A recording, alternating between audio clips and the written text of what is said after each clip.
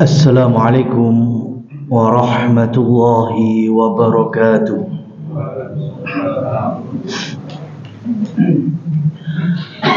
Alhamdulillahi rabbil alamin. Asbahna ala fitratil islam wa ala kalimatil ikhlas wa ala dini nabiyina Muhammadin sallallahu alaihi wasallam wa ala millati Ibrahim hanifan musliman wa ma kana minal musyrikin. Allahumma inna nas'aluka ilman nafi'an wa rizqan thayyiban wa amalan mutaqabbala. Qala Allah ta'ala ya ayyuhalladzina amanu ittaqullaha wa qulu qawlan sadida yuslih lakum a'malakum wa yaghfir lakum dhunubakum wa man yuti'illaha wa rasulahu faqad faza fawzan 'azima. Amma ba'du, kaum muslimin wal muslimat, jamaah rahimani Allah wa iyyakum. Selepas kita bersyukur kehadirat Allah Subhanahu wa taala dan bersolawat serta salam bagi Nabi kita Muhammad sallallahu alaihi wasallam, maka selanjutnya subuh pekan ini kita lanjutkan kajian dari sirah Nabi Muhammad bin Abdullah sallallahu alaihi wasallam, dan kita telah masuk di fase terakhir, yaitu bulan Dzulhijjah tahun ke-10 dari hijrahnya Rasulullah sallallahu alaihi wasallam.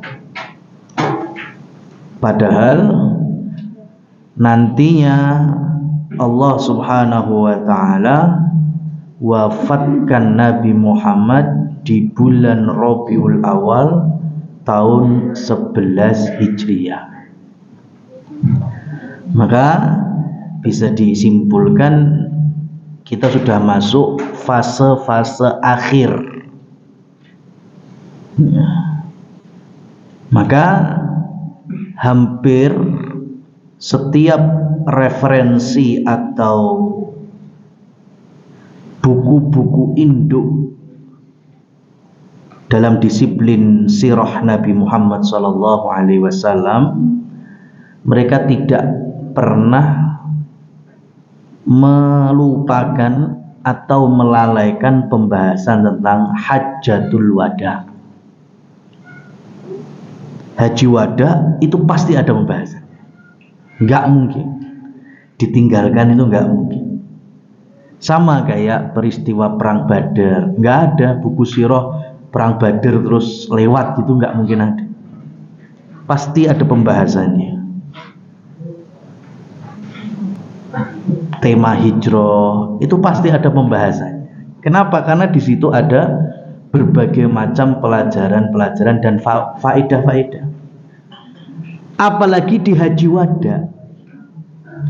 Di Haji Wada, Imam Nawawi menjelaskan setidaknya Nabi itu berkhutbah 4 kali. Jadi kalau ada yang menyebutkan khutbah Nabi saat haji, ya, atau saat wukuf di Arafah, itu benar, cuma itu bukan satu-satunya. Karena Rasul sallallahu alaihi wasallam setibanya beliau di Mekah ada khutbah. Ya, ini sebelum tarwiyah. Baru nanti ketika ke Mina di hari tarwiyah beliau juga berkhutbah. Besoknya ketika wukuf di Arafah beliau juga berkhutbah. Kemudian bermalam di Musdalifah dan kemudian melanjutkan beberapa hari di Mina untuk melempar jamarat, itu pun juga ada khutbatul wada. Maka minim-minimnya itu ada 4 kali khutbah besar Nabi Muhammad sallallahu alaihi wasallam, dan kata para sahabat, ya, khutbahnya Rasul itu betul-betul memurajaah atau mengulang kembali 22 tahun beliau berdakwah. Jadi betul-betul intisarinya, ekstraknya itu disampaikan pada khutbah-khutbah Haji Wada. Terkait dengan rukun iman, rukun Islam dan turunannya, kemudian kehormatan kaum muslimin muslimat, hartanya, keadilan dan kezaliman, itu betul-betul terringkas dalam peristiwa Haji Wada. Baik, sekarang kita akan mencoba mempelajari secara kronologis. Ya. Disebutkan a'lanan nabiyyu sallallahu alaihi wasallam biqasdihi li hadhil hajjatil mabrurah al mashhudah, faqadimal madinah basyarun katsirun.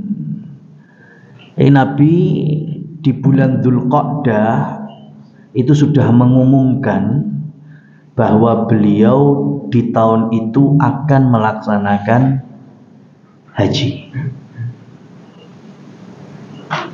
Berita itu kesebar kemana-mana, ya, sampai banyak manusia datang ke Madinah. Disebutkan ada yang meriwayatkan paling dikit itu 90.000 kaum muslimin. Yang terbanyak seperti Imam Suyuti dan yang lainnya itu 140.000. Hari itu 140.000 muslimin wal muslimat dengan kapasitas warga Mekah itu kurang lebih hanya 4.000-an jiwa, itu udah ramai. Kalau hari ini kan berapa itu jamaah haji? Kurang lebih 1,7 atau 1,8 juta jiwa. Zaman Rasul 100-an ribu masih. Itu sudah banyak. Ya. Ya, tapi memang seperti inilah pengabulan dari syariatnya Nabi Ibrahim Khalilullah alaihi salatu wassalam saat Allah perintahkan beliau untuk mengumumkan haji. Wa adzin, umumkan aja, ya, kepada manusia lil haji, dalam perkara haji. Bagaimana? Yang penting umumkan aja. Allah jamin wa minnal balagh.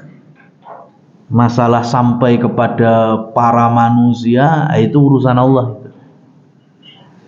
Ya'tuka rijalan, maka nanti akan datang kepadamu manusia.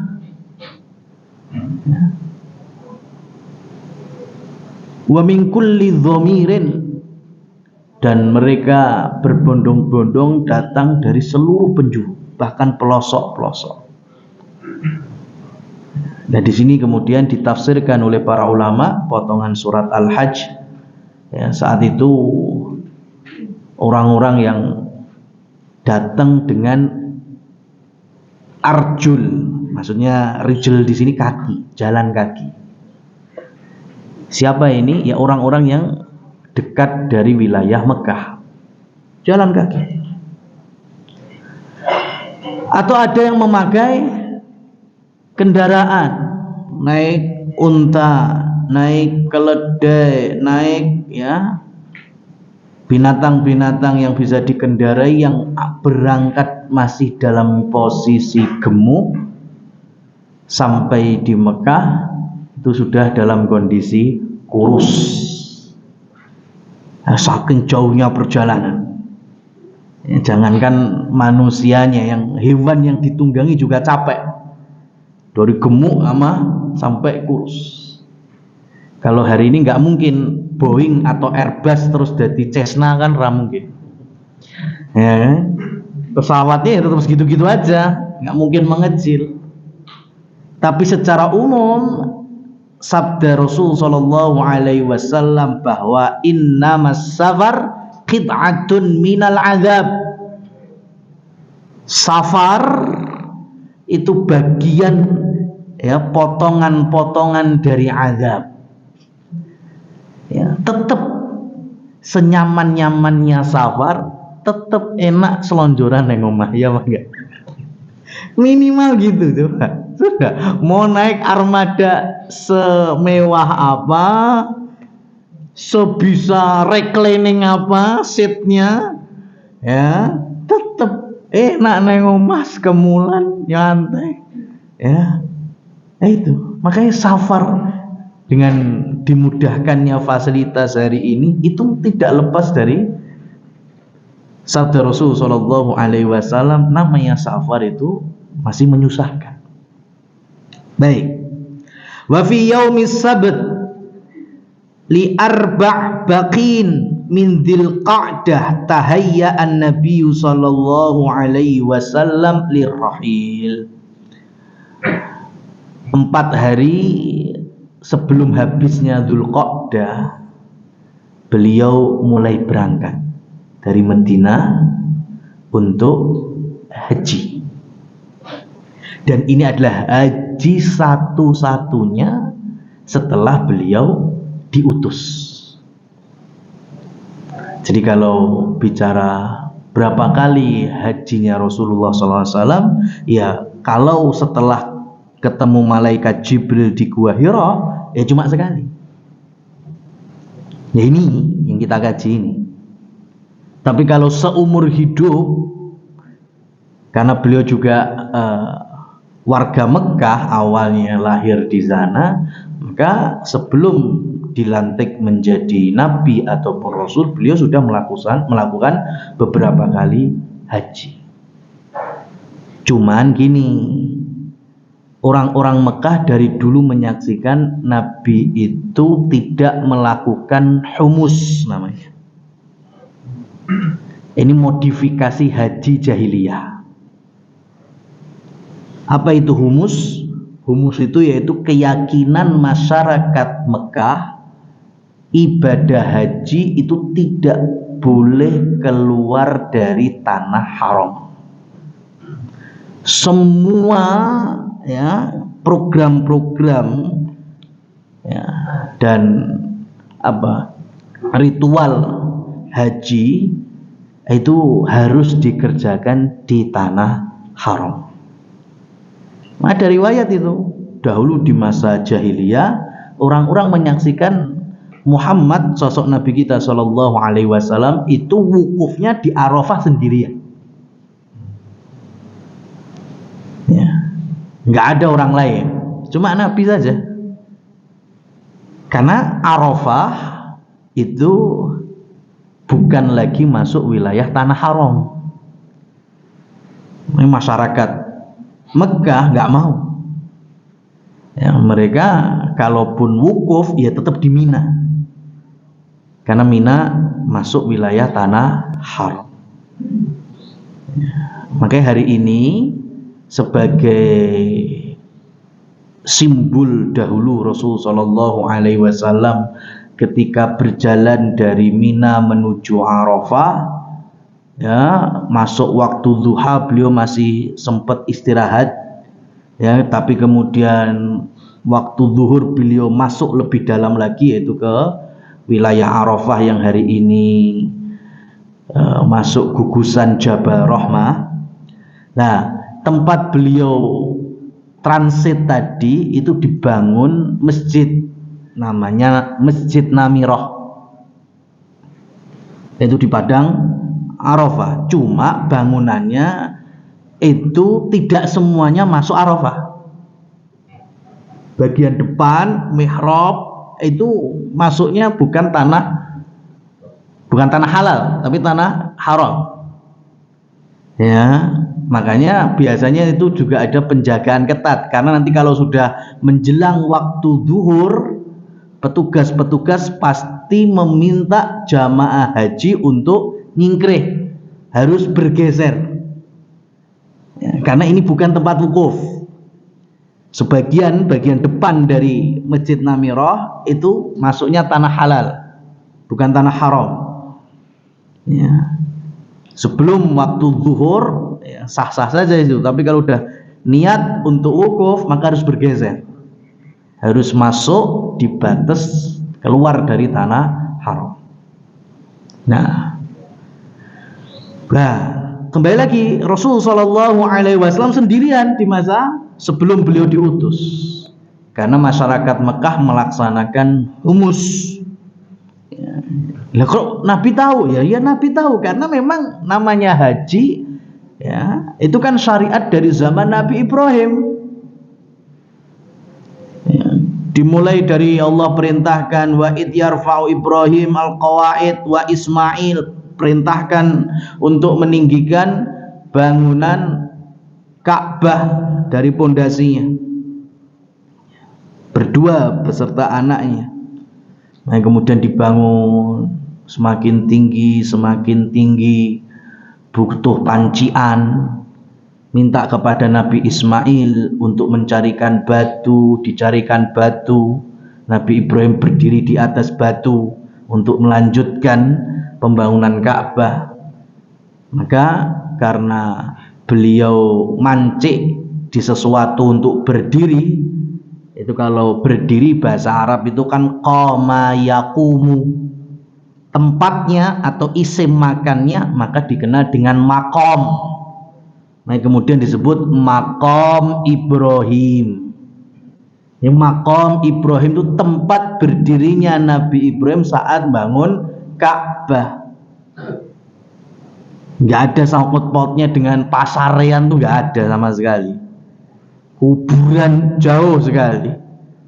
Ya, jangan kemudian dipaksakan makom bermakna makam versi Indonesia. Enggak, makom itu diambil dari qoma yaqumu. Isim makannya, tasrifnya jadi makom, tempat berdiri. Ya.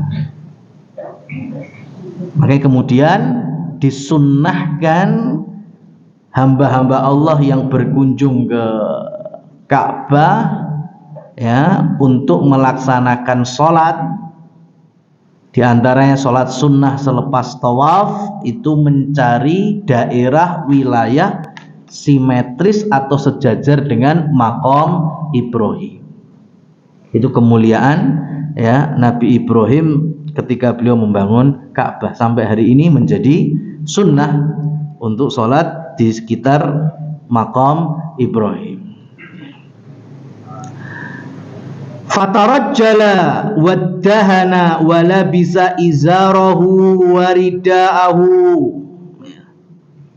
Maka Nabi berangkat dengan menyisir rambut, memakai wewangian.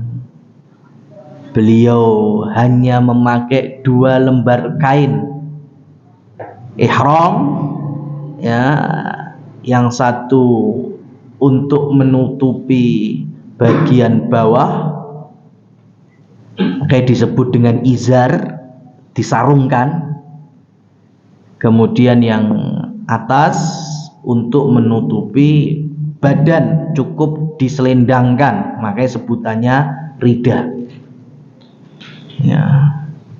Dan tidak ada sebetulnya pengkhususan warna, tidak ada. Tapi kenapa kalau warga Indonesia dan rata-rata memilih ihram itu berwarna putih? Ya mengikuti dari pakaian dan warna yang paling disukai Nabi Muhammad SAW, yaitu bayad, abyad, putih. Maka kemudian kalau haji atau umroh di Indonesia khususnya, biro atau travel mesti ngasih kain ihramnya warnanya putih. Ya, padahal aslinya tidak ada pengkhususan harus warna putih, itu nggak ada. Yang penting jangan kasih motif corak, ya kan? Apalagi badai. Ya, makanya nggak ada. Ya, kalau hanya ada tulisan simbol atau brand dari biro atau travelnya hanya untuk memudahkan aja, kalau itu memang jamaahnya atau grupnya. Baik. Rasul sallallahu alaihi wasallam memang melaksanakan sunnah-sunnah sebelum ihram. Berarti kalau nyisir, pakai parfum, itu biasanya dilakukan setelah mandi. Maka di antara sunnahnya ihram sebelum berikrar untuk niat melafalkan ikrar haji atau umroh, itu disunnahkan untuk mandi. Mandi sebagaimana mandi Jumat, mandi Id, mandi selepas berhubungan suami istri. Dan silahkan saat itu untuk mencukur-cukur kuku atau bulu, bulu kemaluan, bulu ketiak, Kalau rambut jangan sebetulnya, karena nanti ada khusus yaitu tahallul. Dan setelah itu silahkan memakai wewangian di badan. Di badan pakai wewangiannya. Baik itu laki-laki maupun perempuan. Cuma nanti ada poin-poin khusus jenis-jenis parfum bagi para muslimah yang tidak terlalu tercium aromanya, atau memakai sesuatu yang bisa menghilangkan aroma tidak sedap dari badan. Bahasa hari ini apa kuwi tawas kuwi apa jenenge? Tawas, sing tawas apa? Deodoran. Pakai deodoran itu enggak masalah. Tapi kalau muslimat sampai dandan sana sini, itu ditinggalkan. Ditinggal. Karena sebentar lagi kita akan berihram, menunjukkan kerendahan diri seorang hamba di hadapan Rabbnya. Jadi khususnya bagi para muslimat itu yang tipis-tipis saja, nggak usah sampai selevel mua, nggak usah. Nah, Rasul Shallallahu Alaihi Wasallam memberikan contoh itu. Karena setelepas itu nanti sudah nggak ada lagi wangi-wangian. Bahkan di kain ihramnya terlarang dikasih wangian. Dan betul-betul kalau di zaman Rasulullah Sallallahu Alaihi Wasallam, para sahabat, itu wewangian itu betul-betul menjadi perhatian terkait dengan ihram, betul-betul dijaga. Kenapa? Karena bagi orang Arab, wewangian itu sangat erat kaitannya dengan syahwat. Wewangian itu sangat erat kaitannya dengan syahwat. Jadi ada beberapa poin, itu kalau menghirup wewangian tertentu itu bisa membangkitkan hasrat seksual. Padahal di antara larangan ihram nantinya ada yang sifatnya ini, dilarang merayu, mencumbu, melamar, akad nikah, bahkan berhubungan suami istri. Itu di antara larangannya, bisa membatalkan ihram. Nah, salah satu pemicunya apa? Wewangian. Nah, kalau haji atau umroh, suami istri berpasangan kemudian upgrade hotel double misalnya, cuma berdua, lah itu tolong dijaga nih, kalau pas ihram dijaga, jangan sampai muncul poin-poin yang bisa membangkitkan hasrat seksual biologis.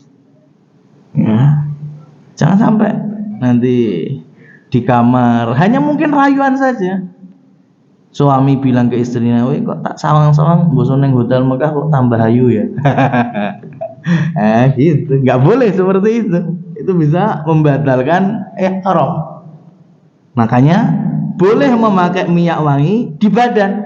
Adapun di kain ihramnya atau di pakaian ihramnya busana muslimah, kalau perempuan sih bebas, busananya bebas, yang penting kembali ke umum dari busana muslimah, yaitu longgar ya, menutup aurat, tidak ya, kemudian mencolok ya, dan terbuka sebagaimana sholat, yaitu bagian wajah dan al-kaf.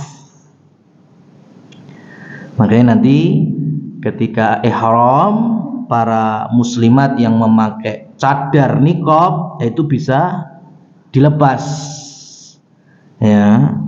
Terus bagaimana untuk menjauhkan fitnah dari laki-laki? Ya setiap ketemu atau berjalan atau berpapasan bisa menutupnya dengan ujung-ujung jilbabnya yang lebar itu tadi ya. Atau ada beberapa jenis busana muslimah yang dari atas langsung nutup wajah ya, jadi nggak ada talinya, nggak ada penyematnya ya.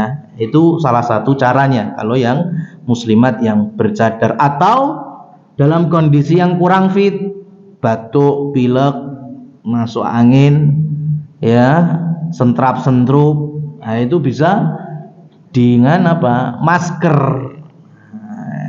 Tapi kalau sehat kan nggak mungkin maskeran, nggak boleh. Yang laki-laki pun juga nggak boleh pakai masker kecuali dalam kondisi yang kurang fit atau sakit ya. Makanya wajah sama apa? Al-kaf itu juga terbuka saat ihram ya. Makanya hati-hati muslimat yang belanja di toko-toko haji dan umroh yang biasanya ada apa ya istilahnya itu, aksesoris khusus ya, biasanya bisa bersambung dengan kaos tangan ya, atau sejenisnya yang menutupi bagian punggung tangan. Biasanya ada itu warnanya putih, didol itu di toko-toko ya. Di toko-toko haji umroh kan biasanya kabeh warnanya putih, sandalnya putih ya kan, wae putih, kurma wae sing gak putih ya kan. Itu kan ada itu yang untuk nutupi itu. Nah itu malah jangan ya, karena Rasul sallallahu alaihi wasallam melarang Aisyah memakai kaos tangan qafazain. Nahan Nabi sallallahu alaihi wasallam ala nisa'il muhrimah ya. Nabi melarang bagi muslimat ketika ihram untuk memakai qafazain, yaitu kaos tangan ya, itu nggak boleh ya. Jadi yang dimaksud kaf itu bukan hanya telapak tangan toh, tapi ini juga termasuk kaf, makanya harus terbuka, nggak boleh ditutup. Makanya tadi ada aksesoris yang dijual yang bisa menutup punggung tangannya muslimat. Nah, ini harus dihindari ya. Adapun untuk bagian bawah ya aurat, makanya wajib pakai kaos kaki ya, terserah mau pakai sendal, sepatu. Kalau laki-lakinya baru nggak boleh ya, karena nanti ketika Rasul sallallahu alaihi wasallam berangkat dari mikotnya, itu sahabat-sahabat yang masih memakai khuf itu sepatu yang menutupi mata kaki, itu pada dipangkasi semuanya ya, dibikin seperti sendal ya, atau slop minimalnya. Kenapa? Karena bagi laki-laki tidak boleh mengenakan sepatu khuf. Loh kenapa? Nah, nggak semua hikmahnya kita harus tahu hari ini ya. Kita hanya diminta mukallaf ya, itu mengikuti petunjuk dari Rasulullah Shallallahu Alaihi Wasallam. Baik, jadi itu mandi, pakai parfum di badan, kemudian pakai baju ihram tanpa wewangian Ya, makanya kalau udah dapat kain ihram, kalau mau dicuci silakan dicuci. Pakai rinso, soklin, nggak apa-apa. Cuma setelah itu bilasnya nggak usah pakai yang sing-sing, nggak usah pakai downy, nggak usah pakai multu, nggak usah. Kan tadi udah dicuci kan, udah dicuci, ya sudah pakai deterjen, syukur-syukur deterjen sing nyaris nggak ada baunya, ekonomi apa dangdut, ya sabun colek, ya kan, itu malah muntuk ora itu. Angel muntuk itu. Nah itu enggak apa-apa. Semakin tidak beraroma itu semakin bagus. Ya. Nah, itu dipakai. Ya, setelah itu Rasul sallallahu alaihi wasallam intalaqa ba'da dzuhri. Beliau mulai berangkat selepas zuhur. Dari pusat Madinah yaitu Masjid Nabawi. Hatta balagha dzal Hulaifah qabla an yusalliyal asra, sampai kemudian mendekati waktu asar Nabi dan rombongan tadi sampai di wilayah Dzul Hulaifah. Inilah mikot makani haji dan umroh dari masyarakat yang melewati Madinah dan sekitarnya. Jadi mikot itu ada dua. Ada mikot zamani, yaitu kaitannya dengan waktu. Kalau haji kan mikot zamani cuma Dzulhijjah. Di luar itu sudah nggak ada lagi haji.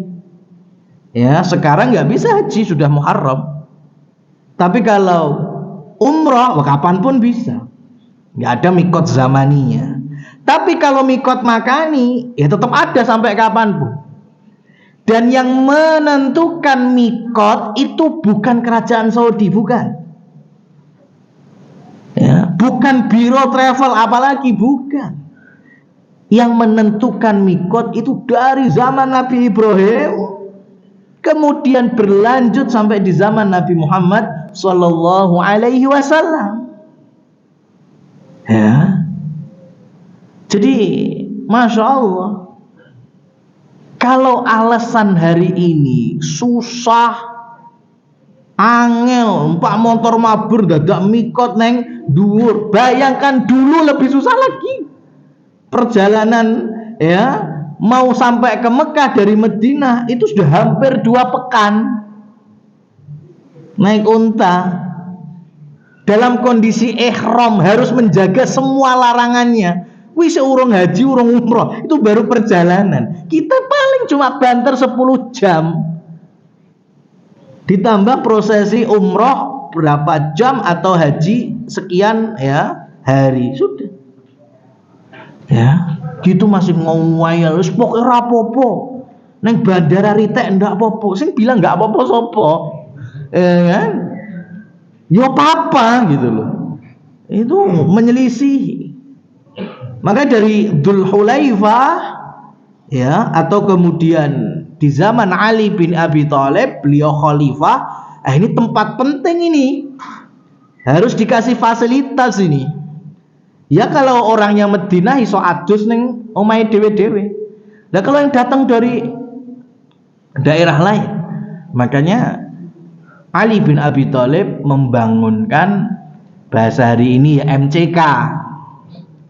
Sumur-sumur untuk memudahkan kaum muslimin yang mau berangkat haji atau umrah bermikot di Dzul Hulaifah itu bisa mandinya di situ.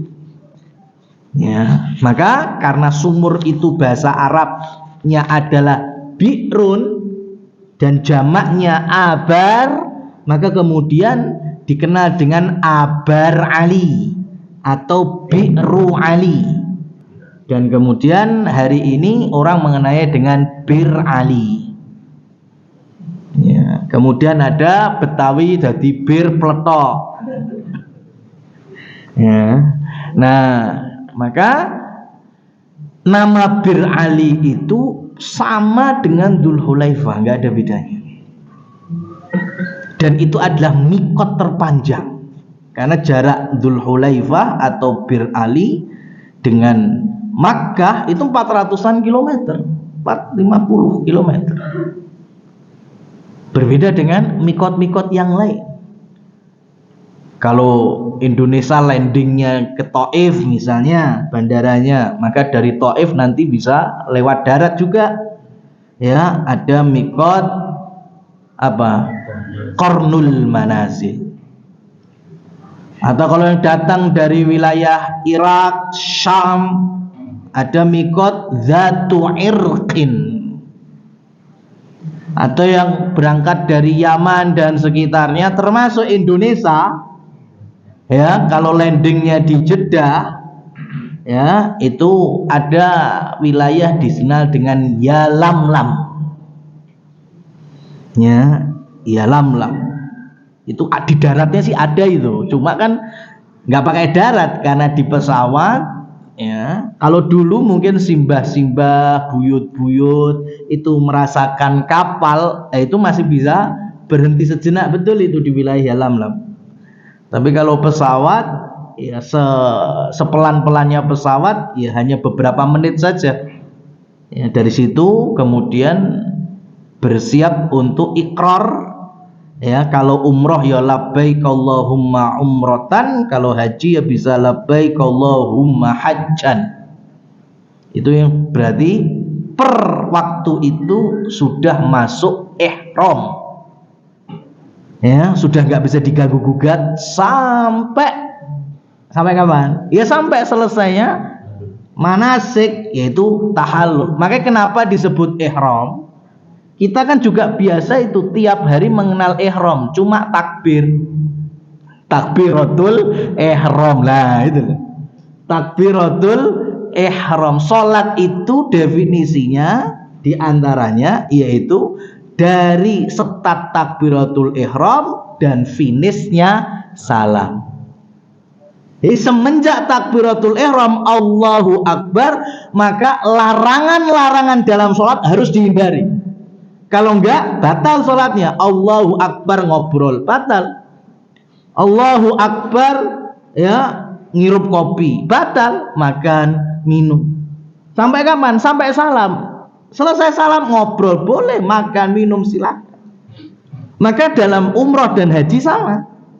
Kalau sudah ihram, berarti semua larangan-larangannya harus ditinggalkan, dijauhi. Sampai kapan? Sampai selesai tahallul. Kalau sholat berakhir dengan salam, kalau manasik haji dan umroh selesai dengan tahallul. Ya, itu mencukur rambut. Nah, ya Rasul Shallallahu Alaihi Wasallam itu tadi sampai di Dzulhulaifah menjelang waktu asar, maka beliau sholat asar dulu. Ya, beliau sholat asar dan dari sini kemudian disunnahkan, bukan dipaksakan ya, disunnahkan untuk berihram di dekat-dekat waktu sholat fardu.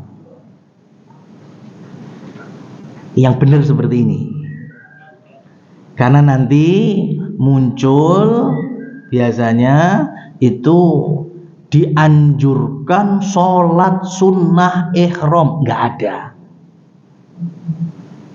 Sholat sunnah ihram itu nggak ada. Loh, Nabi ihram sholat, iya itu ngepasi waktu asar. Makanya beliau sholat dulu. Jadi kalau pengen mengikuti Rasul sebelum berikrar dalam ihram, ya maka sampai mikot mendekati waktu sholat. Jadi bisa sholat. Mau sholat apapun itu, mau subuh kah, duhur, asar, maghrib, isya, bebas. Ya, karena memang tidak ada pengkhususan sholat sunnah ihram, nggak ada. Nah, apalagi di zaman-zaman tadi Ali, kemudian dinasti Umayyah, dinasti Abbasiyah sampai hari ini, tiap mikot dibangun masjid. Ya, tiap mikot dibangun masjid. Mau mikot mana saja, mau tadi Yalamlam, ya, kemudian Qarn Manazil, Dzatu Irq, Dzul Hulaifah atau Bir Ali, Juhfah, itu semua mikot, itu pasti ada masjidnya.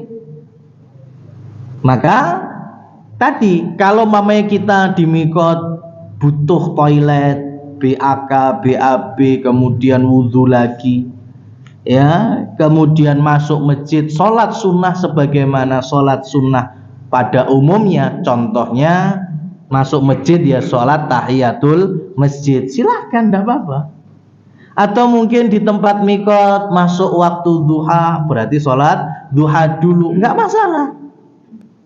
Atau kemudian ya, tadi saya wudhu, saya biasa sholat sunnah wudhu, ya, dari sholat sunnah mutlak ba'da wudhu, sholat di masjid mikot, itu nggak masalah. Yang penting jangan ada keyakinan adanya sholat khusus untuk ihram, itu malah yang menyelisih sunnah.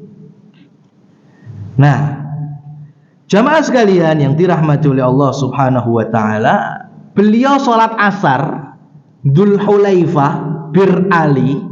Sekarang mungkin dari hotel-hotel Masjid Nabawi ke Bir Ali bisa cuma 10 menit tergantung kemacetan lalu lintasnya, 15 menit, ya, nggak jauh, ya. Dan ternyata di zaman itu Nabi sudah mulai mengqashar sholatnya. Berarti itu sudah mulai safar beliau.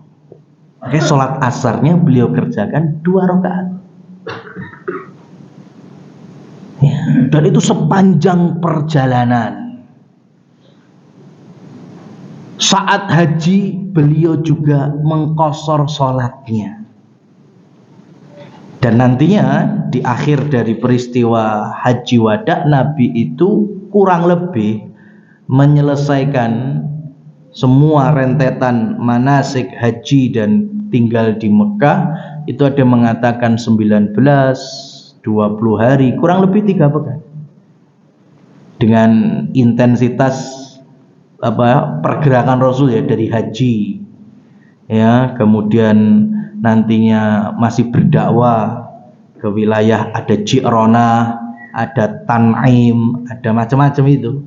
Maka setiap perpindahan pergerakan itu di suku-suku atau di bani-bani daerah itu, Nabi juga menegakkan sholatnya qashar. Maka dari sini seorang musafir itu lebih dikuatkan dalam sholat untuk mengqasharnya, ya, mengqasharnya di setiap masuk waktu sholat. Ya, ini Rasul kan kalau haji nggak pindah-pindah kan, makanya beliau ketika nggak berpindah-pindah, beliau biasanya cuma qashar tanpa menjamak. Ini terkadang kaum muslimin bingung, ini satu keringanan yang memiliki 2 definisi berbeda. Qashar itu meringkas sholat yang 4 rakaat menjadi 2 rakaat. Adapun jamak itu mengumpulkan 2 waktu sholat, bisa zuhur asar atau maghrib isya. Ya, kalau terjadi keduanya maka dikenal dengan jam'u qasrin, menjamak sekaligus mengqashar. Nah, itu dilakukan saat perjalanan, masafah, perjalanan, OTW, on the way, on the road, ya, on the rest, apalagi. Nah, itu boleh untuk mengqashar sekaligus menjamak, ya. Tapi kalau sudah di lokasi tidak berpindah-pindah, ya, dan tidak ada kesibukan sampai molor-molor waktu sholat, itu sunnahnya malah qashar, bukan menjamak. Karena memang qashar itu hanya untuk musafir. Ikut jamaah enggak? Kalau ikut jamaah sama mukim, ikutnya mukim. Ya, jadi kalau safar, sholatnya sholat di masjid kampung, itu harus ikut imam kampung. Nggak boleh model zuhur misalnya, tak teko mulai melu rakaat ketelu. Habis tasyahud awal baru masuk dia. Takbiratul ihram, imam salam, melu salam. Nah, itu nggak boleh seperti ini. Harus tetap masbuk dia. Harus menggenepi menjadi 4 rakaat. Itu kalau bermakmum dengan masjid mukimin. Ya. Nah, jadi Rasul Shallallahu Alaihi Wasallam mengqashar salatnya. Ya, selama beliau perjalanan ditambah menjamak, ketika di Mekah, ya beliau mengqashar kecuali hanya sholat maghrib saja. Jadi sholatnya Rasul 2 rakaat, 2 rakaat, 2 rakaat. Nah, maka tidak mudah merubah kebiasaan yang mungkin dulunya belum tahu. Tapi ya harapannya jangan ngeyel kalau sudah tahu. Sekarang gini masalahnya, contoh nih kenyataannya. Saya ini kalau diajak safar, anggaplah sama keluarga, Mas udah banyak yang sepuh-sepuh. Itu lek ngepasi Jumatan, saya tuh ngedukasi berkali-kali, ya luput sih. Ya kan? Safar Jumatan masuk waktu Jumat saya bilang, makanya ya kan?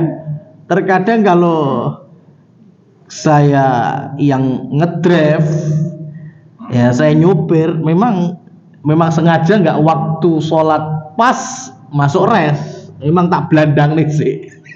Ya, kenapa? Karena kalau waktu zuhur sudah masuk rest area, itu mesti orang-orang sepuh itu ngejak Jumatan. Nggak ada safar Jumatan itu, ya tidak dilakukan oleh Rasul Shallallahu Alaihi Wasallam. Tapi kata Pak D, Pak Puh, Jumahan kurang 20 menit dong, ngono ya, ibas, ya kan? Ya, bukan masalah ibas, emang safar itu tidak ditegakkan Jumat, itu ajaran Rasul. Ya supaya apa? Supaya kita bisa menjamak dengan asar. Yang unik itu Jumatan berkuin jamak asar, rada unik itu. Karena yang jamak itu 2 waktu sholat fardu antara zuhur asar, maghrib isya. Jumat asar gak ono itu. Jumat itu sholat mustaqillah, berdiri sendiri. Sebagaimana sholat id, berdiri sendiri, sholat Idul Fitri, Idul Adha. Nah, sholat Jumat demikian, nggak bisa dikiaskan dengan sholat duhur. Ini mayoritas. Kalau Jumatnya masih di tempat kita sendiri, sementara nanti asar di safar gitu, on the way. Ini gimana gini.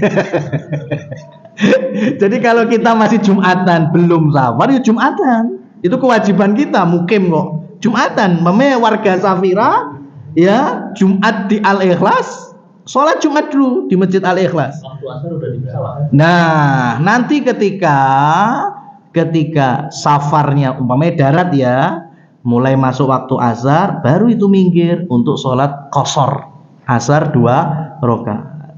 Kalau ternyata asarnya sudah di pesawat dan sudah mau menginjak waktu maghrib, maka harus melaksanakan sholat asar dalam kondisi apapun di atas pesawat qashar. Itu yang terbaik. Ya, bukan menjamak Jumat dengan asar. Pengen lagi yang keluar dari masalah ini, jangan safar hari Jumat. Aman sudah. Aman. Ya kan? Ya. Karena juga dilarang kita mengkhususkan Jumat untuk safar dengan niat tidak mau Jumatan. Lah itu juga bahaya itu. Ya kan? Wis budale Jumat wae. Lah nyapo? Ben ora Jumatan. Lah itu udah masalah. Itu jangan itu. Ya, ini kan ceritanya kita memang kondisinya safar, mau nggak mau ngepasi hari Jumat, maka nggak perlu Jumatan. Ya, nggak perlu Jumatan itu artinya ketika ditegakkan Jumatan ikut aja nggak perlu gitu loh. Apalagi sengaja mendirikan Jumatan, wah itu betul-betul menyelisih sunnah Rasul Shallallahu Alaihi Wasallam. Wah jelas ini Jumatannya bubar. Ini satu rombongan, satu elep misalnya. Habis itu masuk masjid rest area, Jumatan lagi lah, itu parah itu. Ya, nggak ada semacam itu. Ya cukup sholat zuhur, ya qashar, karena ini masih masafah, yaitu masih jarak tempuh perjalanan, maka kemudian dijamak sekalian dengan asar juga qashar. Itu contoh langsung dari Nabi SAW. Tapi itu tadi memang, ya di kita seakan-akan ya memang Jumatan itu memang ringkes, setengah jam lah kurang lebihnya. Mosok yo enggak Jumatan. Ya. Kemudian ya memang semacam ini harus disampaikan supaya kita tahu bahwa ada hukum-hukum rukhsah atau keringanan bagi orang musafir. Tapi juga jangan salah definisi, musafir itu perjalanan yang mubah apalagi yang syar'i. Ya, artinya yang kalau masalah dagang, safar dagang, jualan, rapat, itu kan safar mubah. Apalagi safar untuk silaturahim, bakti ke orang tua, haji, umroh, itu kan syar'i sekali. Ya. Tapi kalau umpama nonton konser musik dadak neng Singapura, dadak ke Malaysia, itu tidak bisa disebut safar. Ya, ini musafir untuk suatu kemungkaran itu tidak boleh mengambil rukhsah. Ya, ngambil rukhsah itu karena dia dalam kondisi sedang melakukan mubah atau sesuatu yang bernilai ibadah, makanya syariat memberikan keringanan. Tapi kalau untuk maksiat nggak boleh ngambil keringanan itu. Tapi mungkin nek sing maksiat sholat wae ora nate ya. Ya kan, apalagi tahu hukum qashar, hukum jamak ya. Baik. Nah, ketika Rasulullah Shallallahu Alaihi Wasallam selesai sholat asar, nah itu beliau kemudian mengajarkan tadi untuk mengikrarkan. Jadi ini sedikit ini ya, niat dalam haji atau umroh itu sebetulnya kalau kita orang Indonesia niatnya kapan?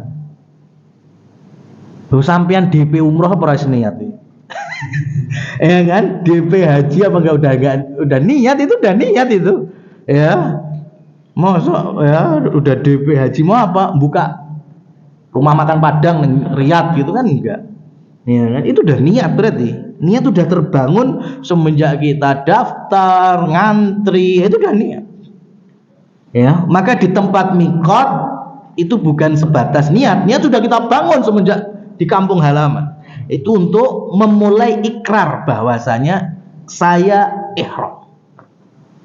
Saya penuhi panggilan Allah, labbaik Allah. Ya.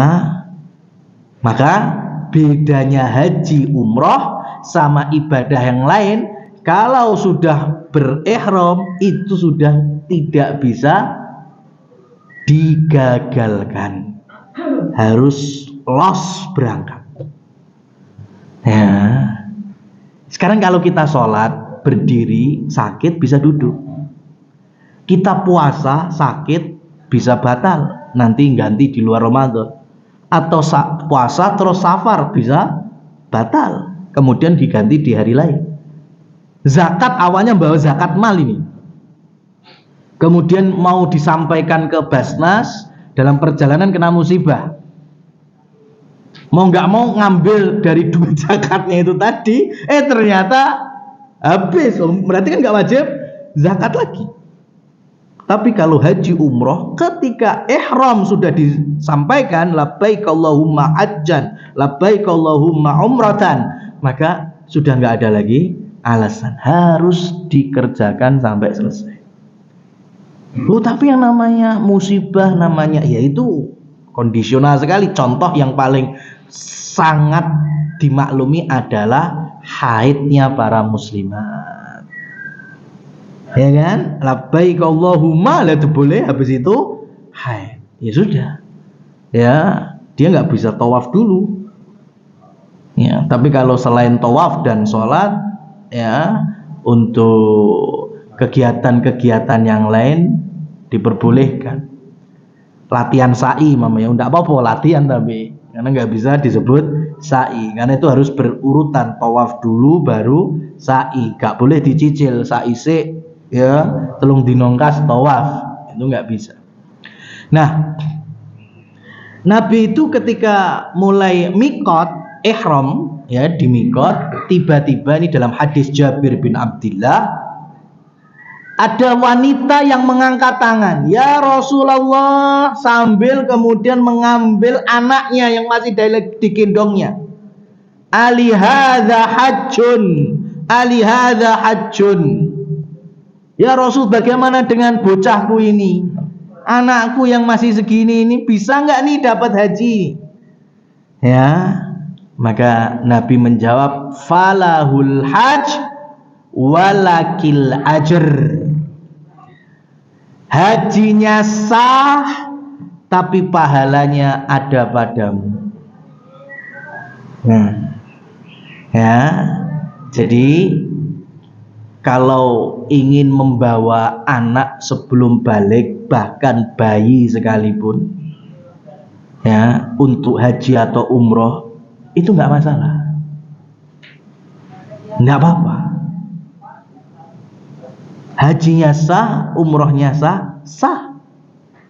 Lu kan masih anak-anak, belum balik, belum mukallaf, belum dapat tanggung jawab syariat, ya, diwajibkan, diharamkan, belum ada itu dosanya, pahalanya. Iya, tapi orang tua yang membiayainya, mengajarinya, mempersiapkan semua kebutuhan, itu pahalanya semua yang nempel di orang tua.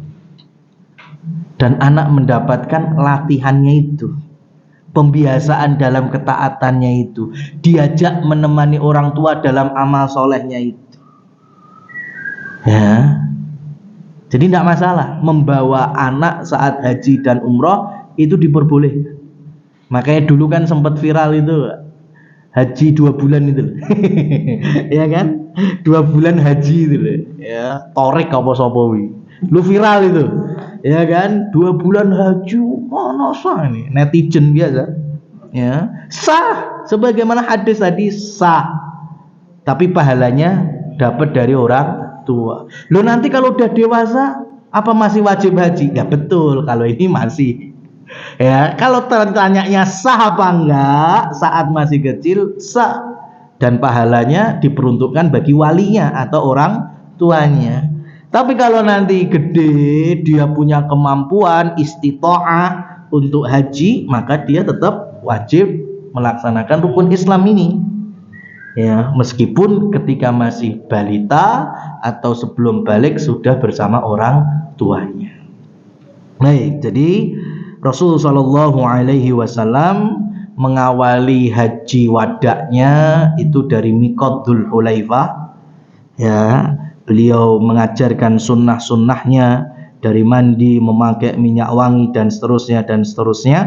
Ya, sampai kemudian beliau melaksanakan sholat asar qasar ya di Bir Ali atau Dzul Hulaifah untuk kemudian mengambil ihram, mengambil mikot ihram di sana, baru kemudian mulai melaksanakan perjalanan dengan binatang dan hewan ternak, yaitu ada unta yang nantinya disembelih, ya, dijadikan sebagai apa itu hadyu, ya, dan sebagian kaum muslimin juga mengikutinya.